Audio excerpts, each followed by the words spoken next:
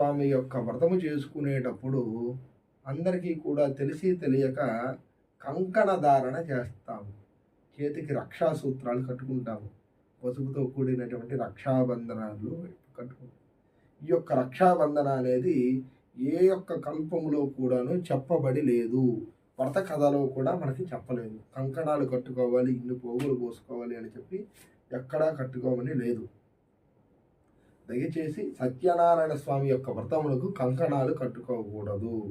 ఎందుకంటే కంకణాలు కట్టుకునేటువంటి కార్యక్రమం అయితే కాదు. ఇది కేవలం మనం మన కోరిక తీర్చుకునేటువంటి కార్యక్రమం మాత్రమే. కాబట్టి కంకణాలు అనేటువంటిది ఈ యొక్క వ్రత కథలో కూడా చెప్పలేదు. మీకు ఎవరికైనా అనుమానం ఉంటే ఆ యొక్క సత్యనారాయణ స్వామి యొక్క వ్రతకల్పము బయట దొరుకుతుంది. ఆ యొక్క వ్రతకల్పములో మొదటి కథలో చూడండి.